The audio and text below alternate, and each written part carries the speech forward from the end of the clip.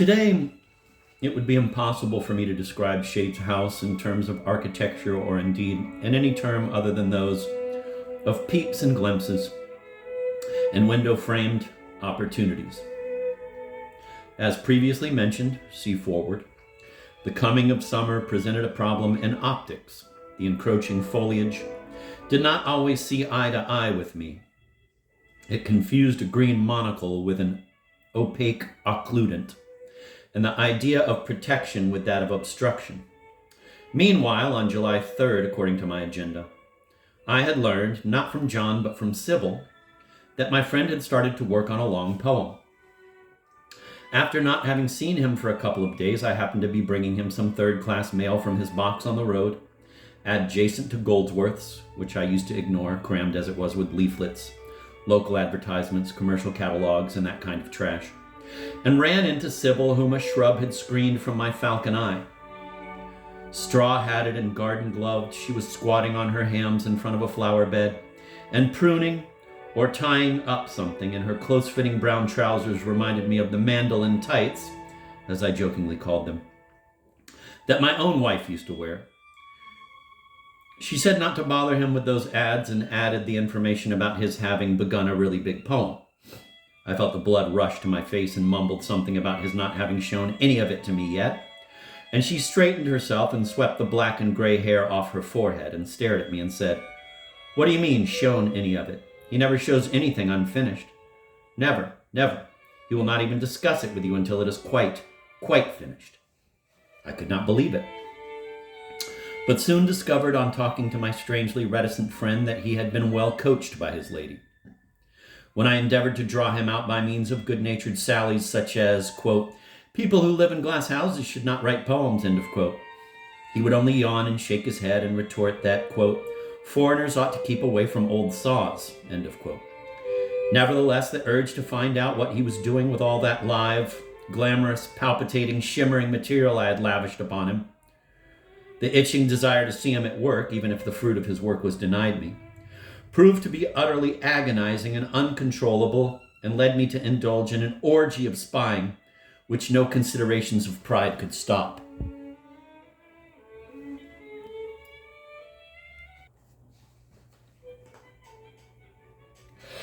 Windows, as well known, have been the solace of first-person literature throughout the ages.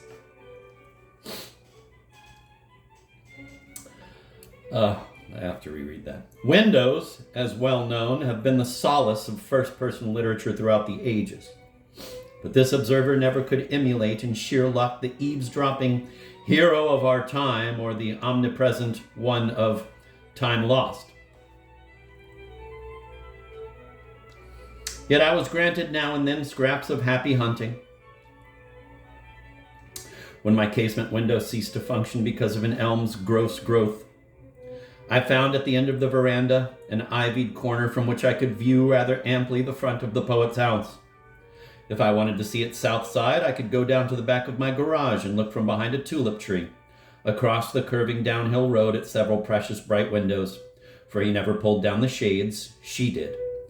If I yearned for the opposite side, all I had to do was walk uphill to the top of my garden where my bodyguard of black junipers watched the stars and the omens and the patch of pale light under the lone street lamp on the road below.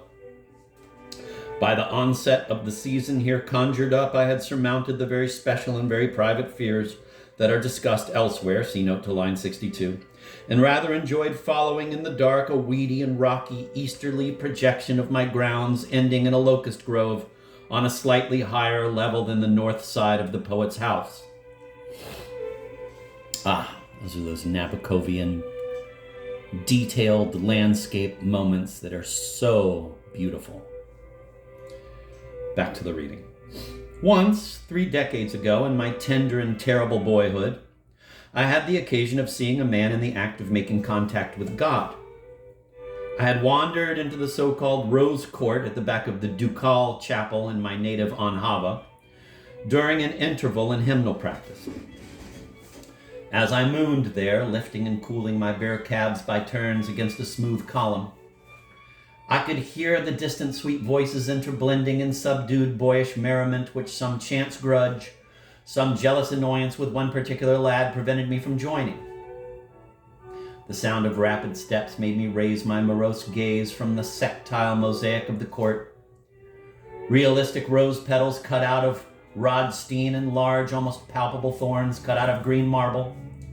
Into these roses and thorns there walked a black shadow, a tall, pale, long-nosed, dark-haired young minister whom I had seen around once or twice, strode out of the vestry and without seeing me stopped in the middle of the court.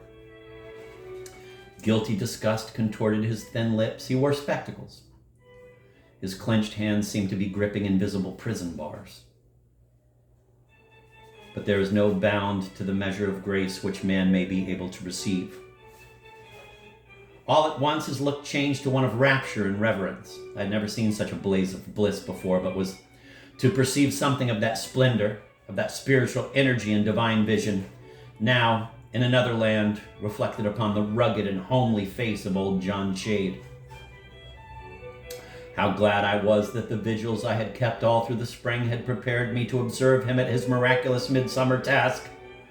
I had learned exactly when and where to find the best points from which to follow the contours of his inspiration. My binoculars would seek him out and focus upon him from afar in his various places of labor.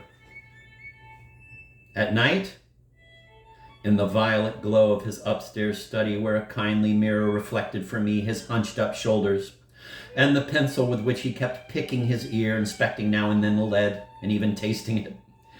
In the forenoon, lurking in the ruptured shadows of his first-floor study, where a bright goblet of liquor quietly traveled from filing cabinet to lectern, and from lectern to bookshelf, there to hide, if need be, behind Dante's bust, on a hot day among the vines of a small arbor-like portico, through the garlands of which I could glimpse a stretch of oilcloth, his elbow upon it, and the plump cherubic fist propping and crimpling his temple.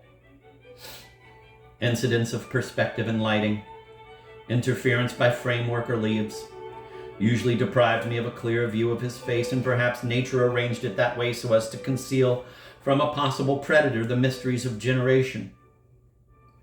But sometimes when the poet paced back and forth across his lawn, or sat down for a moment on the bench at the end of it, or paused under his favorite hickory tree, I could distinguish the expression of passionate interest, rapture and reverence, with which he followed the images wording themselves in his mind. And I knew that whatever my agnostic friend might say in denial, at that moment, our Lord was with him.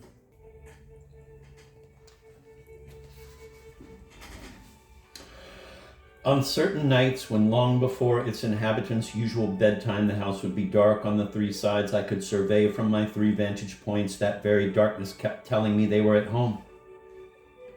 Their car stood near its garage, but I could not believe they had gone out on foot, since in that case they would have left the porch light turned on. Later considerations and deductions have persuaded me that the night of great need on which I decided to check the matter was July 11th.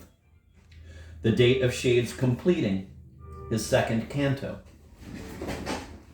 It was a hot, black, blustery night. I stole through the shrubbery to the rear of their house. At first I thought that this fourth side was also dark, thus clinching the matter, and had time to experience a queer sense of relief before noticing a faint square of light under the window of a little back parlor where I had never been. It was wide open. A tall lamp with a parchment-like shade illuminated the bottom of the room, where I could see Sybil and John. Her on the edge of a divan, side saddle with her back to me, and him on a hassock near the divan, upon which he seemed to be slowly collecting and stacking scattered playing cards left after a game of patience. Sybil was alternatively huddle shaking and blowing her nose. John's face was all blotchy and wet. Not being aware at the time of the exact type of writing paper my friend used, I could not help wondering what on earth could be so tear-provoking about the outcome of a game of cards. As I strained to see better, standing up to my knees in a horribly elastic box hedge, I dislodged the sonorous lid of a garbage can. This, of course, might have been mistaken for the work of the wind, and Sybil hated the wind. She at once left her perch, closed the window with a great bang, and pulled down its strident blind.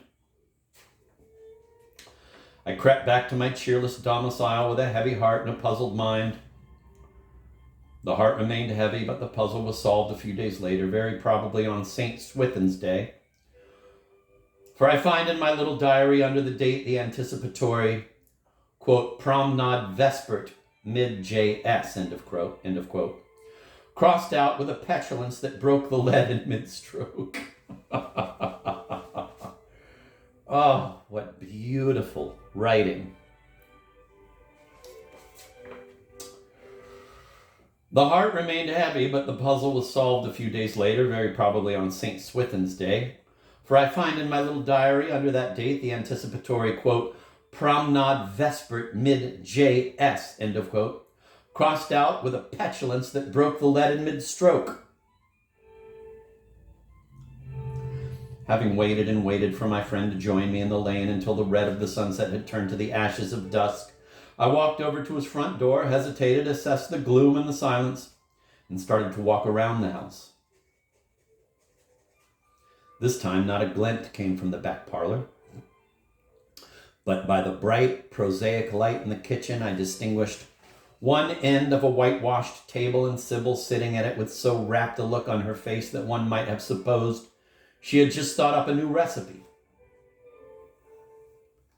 The back door was ajar, and as I tapped it open and launched upon some gay, airy phrase, I realized that Shade, sitting at the other end of the table, was in the act of reading to her something that I guessed to be part of his poem. They both started.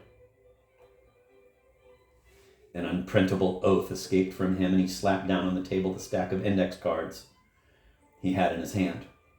Later, he was to attribute this temperamental outburst to his having mistaken, with his reading glasses on, a welcome friend for an intruding salesman. But I must say it shocked me.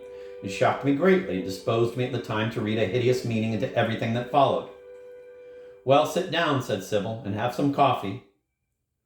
Victors are generous. I accepted, as I wanted to see if the recitation would be continued in my presence. It was not. I thought, I said to my friend, you were coming out with me for a stroll.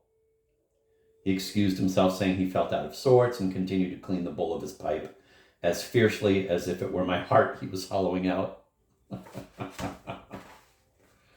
Not only did I understand then that Shade regularly read to Sybil cumulative parts of his poem, but it also dawns upon me now that just as regularly she made him tone down or remove from his fair copy everything connected with the magnificent Zemlin theme with which I kept furnishing him, and which, without knowing much about the growing work, I finally believed would become the main rich thread of its weave. Higher up on the same wooded hill stood and still stands, I trust, Dr. Sutton's old clapboard house, and at the very top, eternity shall not dislodge Professor C's ultra-modern villa, from whose terrace one can glimpse to the south the larger and sadder of the three conjoined lakes called Omega, Ozero, and Zero, Indian names garbled by early settlers in such a way as to accommodate specious derivations and commonplace allusions. On the northern side of the hill, Dulwich Road joins the highway leading to Wordsmith University, to which I shall devote here only a few words, partly because all kinds of descriptive booklets should be available to the reader by writing to the university's publicity office, but mainly because I wish to convey, in making this reference to Wordsmith briefer than the notes on the Goldsworth and Shade houses, the fact that the college was considerably farther from them than they were from one another. It is probably the first time that the dull pain of distance is rendered through an effective style, and that of topographical idea finds its verbal expression in a series of foreshortened sentences.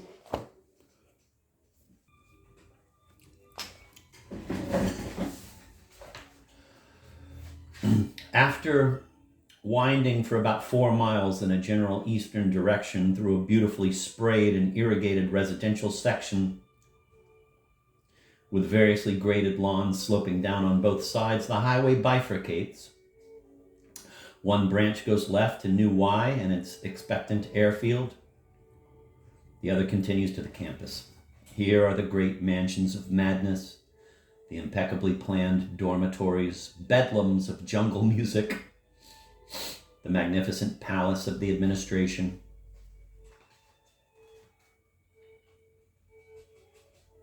The brick walls, the archways, the quadrangles blocked out in velvet green and chrysoprase, Spencer House and its lily pond, the chapel, new lecture hall, the library, the prison-like edifice containing our classrooms and offices, to be called from now on Shade Hall, the famous avenue of all the trees mentioned by Shakespeare, a distant droning sound, the hint of a haze, the turquoise dome of the observatory, wisps and pale plumes of cirrus,